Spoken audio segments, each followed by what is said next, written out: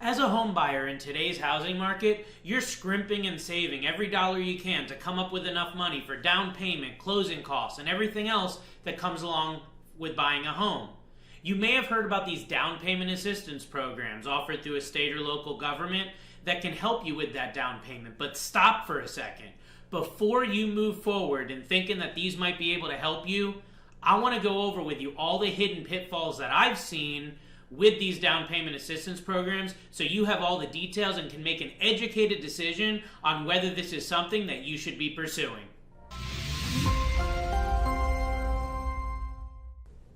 Hey, it's Robert Weinberg, and on this channel we empower people to take control of their future through expert mortgage and financial strategies. If you're new to the channel, please go ahead and hit the subscribe button. Also click the bell so you get notified on all of our future content. So in this lesson, I want to talk about the hidden pitfalls of down payment assistance programs. If you're a first-time buyer or even a repeat buyer, you may have heard about these things in the news. You may have heard about them through any type of advertising, or maybe heard someone talking about them. But there's a lot of these hidden pitfalls that people don't realize. And they think it's just all sunshine and butterflies with these DPA programs, as we call them. But there's a lot of pitfalls that you need to be aware of. So the first thing is there's income requirements. They don't offer these to just anyone. There's very specific requirements that you have to meet. You can't make over a certain amount of money, and you have to fit inside of a very specific box, as we'll continue to talk about here.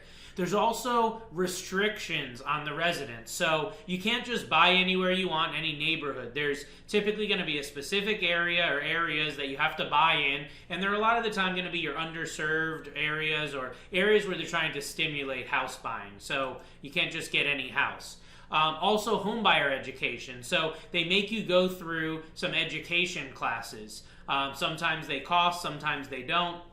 They want to make sure that people that are getting these down payment assistance programs are very financially fit to buy a home, and that they've been through education and understand exactly what they're getting into. So that's going to be an additional time requirement on your end. It can sometimes take quite a bit of time to go through these education classes, and you normally have to take a test at the end and pass that test as well. The other thing is, with these down payment assistance programs, almost universally, you have to stay in the property for a certain period of time. So the one I saw recently, you had to live there for 10 years. And unfortunately, this client of mine, he was married and they got a divorce after only 5 years, and they had to sell the house. They ended up owing this huge amount of money for this down payment assistance program. I believe it was like $23,000 or $24,000 they owed when they sold the house, because they moved out before this period that they had signed that they'd stay. So it really doesn't give you as much flexibility. There's also price limitations, so you can't get a down payment assistance program on $1 million home, or in most areas even on a $500,000 home. It's usually going to be reserved for those lower income, lower echelon type of properties, maybe 50, 100, 150,000, 200,000, just depending on the specific area that you're in. Longer timeline, so there's going to be additional underwriting with these down payment assistance programs. It's not just going to be the mortgage lender that has to approve you for your mortgage, but there's also going to be another layer, which is the down payment assistance program directly has to approve you. So this is going to add additional time. Depending on the volume, it could add anywhere from an extra week or two all the way to several months. And the additional underwriting is where a lot of people get really bent up and bent out of shape, is because this additional underwriting means that you may be required to come up with additional documentation, additional information, multiple requests for information, because these down payment assistance programs are very specific about who they're going to give money to. So it can really just add a lot of ruffling of the feathers, so to speak, during the process. So it's something that you want to keep in mind when you're writing a contract as far as timelines go. Something that's important, if you decide that down payment assistance is something that you're interested in, you don't mind these other pitfalls we've talked about, you want to be asking these 3 questions that I've seen people not ask and really get problematic after they own the home and they had no idea what they were getting into. The first thing is, the question is, under what circumstances will the money that you're getting as down payment assistance need to be repaid?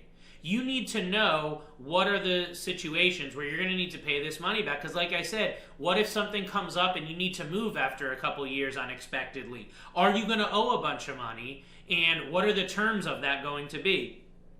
The other thing is there going to be an additional lien placed on the property? So I have some people that buy a home with these down payment assistance programs, and then they go to refinance a couple years later to get a lower interest rate. Maybe the home's increased in value. They want to pull out some equity or just lower their monthly payment.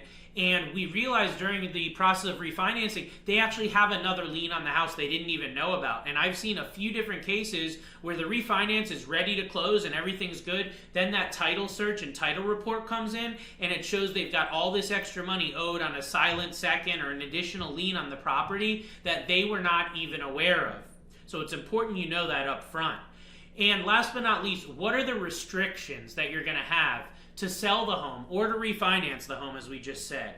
So God forbid something were to happen and you had to sell the house. Maybe you got a job transfer, a change in family scenario, or just couldn't afford it and you had to sell the house. If that was the case, what type of restrictions are you going to have? With some of these, there's penalties, there's fees, there's all this additional stuff you really want to be aware of when you're going to go and get one of these down payment assistance programs. So as you can see, a lot of people just look at this as, hey, I'm getting free money or I'm getting extra money lent to me so I don't have to come up with as much. But there's all these pitfalls, there's all these questions that you need to ask, and most people just don't do this. Then they end up down the road regretting getting the down payment assistance. So my opinion is, in most cases I've seen, the down payment assistance program is not worth it. I think most buyers would agree that it's worth coming up with a little bit longer timeline to save up for a down payment on your own versus having to get in one of these down payment assistance programs with all these extra red tape restrictions and, you know, different fine print that you really need to be aware of. So I hope that this has been of value to you. I hope that you'll share this with someone who may be considering down payment assistance programs. If I can be of assistance to you or anyone you know, feel free to reach out via call, text, or private message. You can also follow me on social media on all my channels. And again, I appreciate you watching, and we'll talk to you soon. Take care.